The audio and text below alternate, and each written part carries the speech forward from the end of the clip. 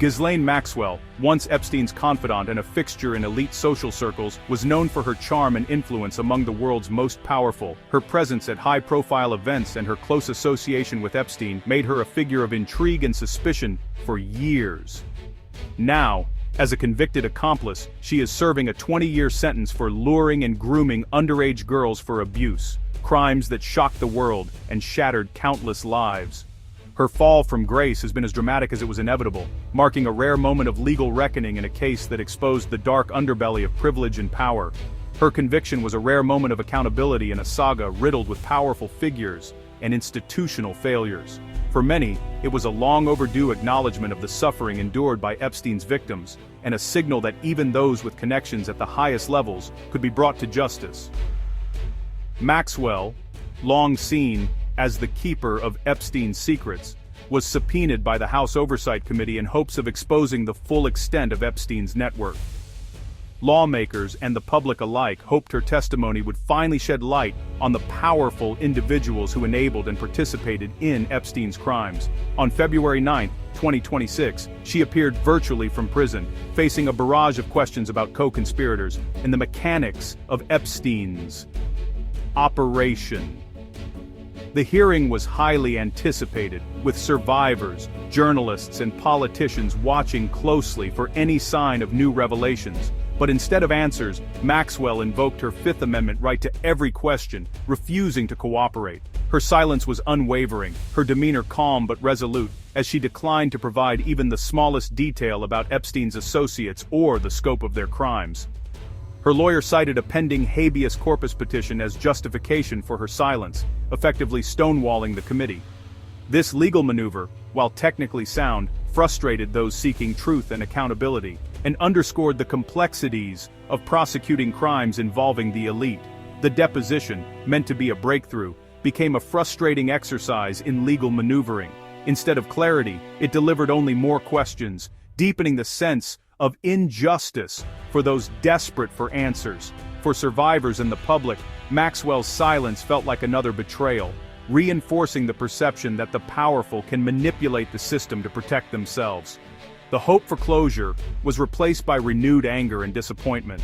Her appearance was less testimony, more calculated performance, leaving lawmakers with nothing but unanswered questions.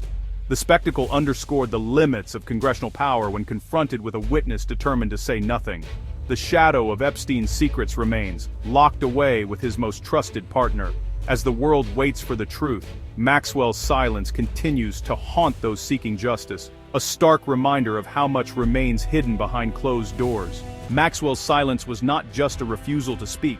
It was a calculated move, a silence that came with a bold and unexpected offer. She announced through her legal team that she would be willing to testify fully about everything she knew, on one condition: she must be granted executive clemency by President Trump, a rare and powerful act that would wipe her slate clean. Her attorney insisted that Maxwell's testimony could potentially exonerate both Trump and Clinton, two of the most scrutinized figures in the case, turning her silence into a high-stakes political negotiation that captured the nation's attention.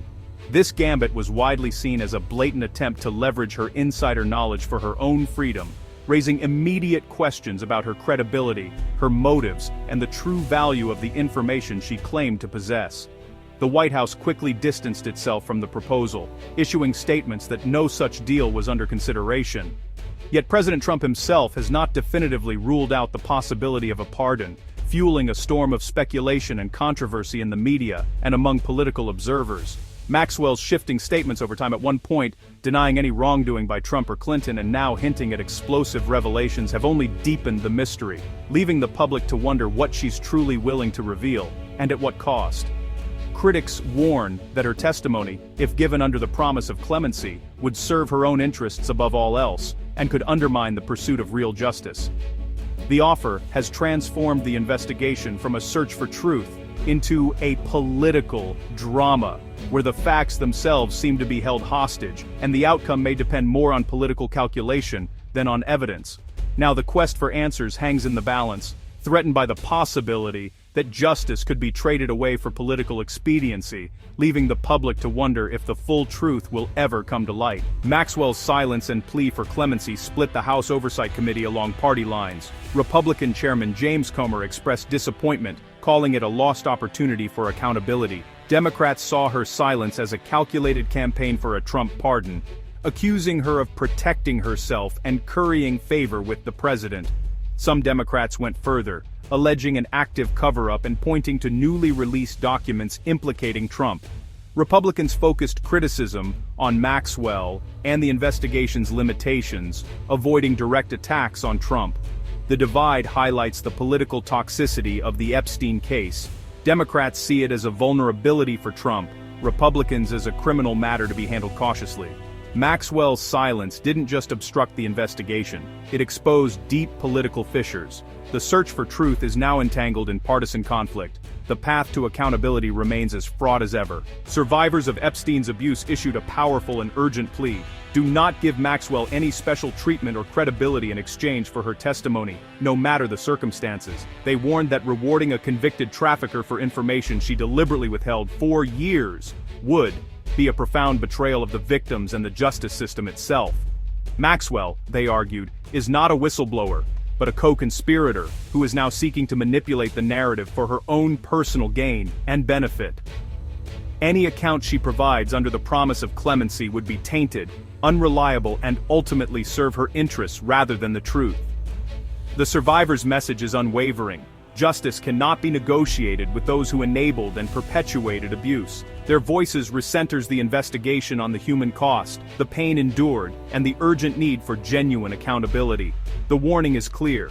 Deals with Maxwell risk undermining the justice that has already been served and hard-won by survivors. While Ghislaine Maxwell continued to stonewall investigators and the public, a seismic event shook the Epstein case. The Department of Justice released a staggering trove of documents, nearly 3 million pages in total. This unprecedented document dump granted Congress and the public a rare window into the inner workings of the Epstein investigation, exposing years of hidden files, confidential memos, and previously unseen correspondence. For the first time, lawmakers and journalists could sift through the raw evidence, piecing together a more complete picture of the case's scope and the powerful people entangled in its web. Among the most explosive revelations was a DOJ memo detailing a 2006 phone call from Donald Trump to Palm Beach police. In the memo, Trump allegedly thanked officers for investigating Epstein and claimed he had personally banned Epstein from Mar-a-Lago. This detail, buried for years, suddenly cast new light on Trump's relationship with both Epstein and law enforcement. According to the memo, Trump went further, reportedly calling Maxwell evil and urging police to focus their attention on her. This suggests that, even in the early days of the investigation, Trump may have been aware of the gravity of Epstein's crimes and the role Maxwell played. However, the memo's claims remain unverified. There is no corroborating evidence, no audio recording, and no official police report confirming the call. This lack of substantiation raises serious questions about the memo's accuracy, its timing, and whether it was intended to shape public perception or protect certain interests. The document dump didn't stop there. It also implicated Commerce Secretary Howard Lutnick, revealing that he had planned a visit to Epstein's private island in 2012. This directly contradicts Lutnick's previous public denials of any association with Epstein's properties or activities, raising new questions about who else may have been involved. The fallout from these revelations has been swift and intense. There are now mounting calls for resignations, new investigations, and a wave of renewed scrutiny directed at some of the most powerful figures in government and business. Public outrage is growing as more details come to light. These files make it clear, the consequences of the Epstein scandal are far from over. The story continues to reverberate at the highest levels of power, with new names and connections emerging from the shadows. Each new detail uncovered from the DOJ's massive release deepens the mystery, raises the stakes, and reminds us that the full truth behind the Epstein saga is still waiting to be revealed. Despite the document release, heavy redactions remain, fueling bipartisan outrage and suspicion. Lawmakers can view unredacted files at the DOJ, but the public and staff see only blacked-out names and details. Members like Jamie Raskin and Thomas Massie report seeing names and photos of at least 6 men directly implicated in Epstein's crimes, still hidden from the public. The redactions raise urgent questions. Who is being protected, and why? Raskin summed it up. You don't run a billion-dollar trafficking ring with just 2 people. The concealment feels less like legal protection, more like shielding the powerful. Lawmakers are demanding the DOJ justify every redaction and release the names of those credibly accused. The black ink has become a symbol of the forces still obstructing the full truth. Maxwell's silence has only intensified the House Oversight Committee's investigation. The focus now shifts to other key figures, with subpoenas issued to Bill and Hillary Clinton, both set to testify later this month. Bill Clinton's ties to Epstein, multiple flights on his jet, will be scrutinized under oath. The committee is also targeting Epstein's estate executors, seeking to unravel the financial web that funded his crimes. These depositions could reveal new details or expose further obstruction. Maxwell was once seen as the key, but her silence has forced a broader, relentless search for answers. Each new witness brings hope for a breakthrough. The investigation presses on, undeterred by stonewalling. Maxwell's silence and plea for clemency resonate, because they spotlight the enduring struggle for justice in the face of power and secrecy. The Epstein saga is a test of whether the system can hold the elite accountable. The public's demand for unredacted truth and the committee's pursuit of testimony reflect a deep hunger for real accountability. The upcoming depositions and mounting pressure on the DOJ keep hope alive for new revelations. Maxwell's fate, and the administration's response and Wushumnokpo,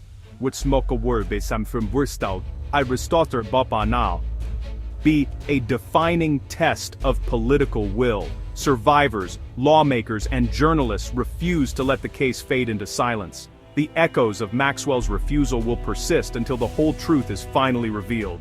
The quest for justice continues, undeterred by the obstacles of power and secrecy.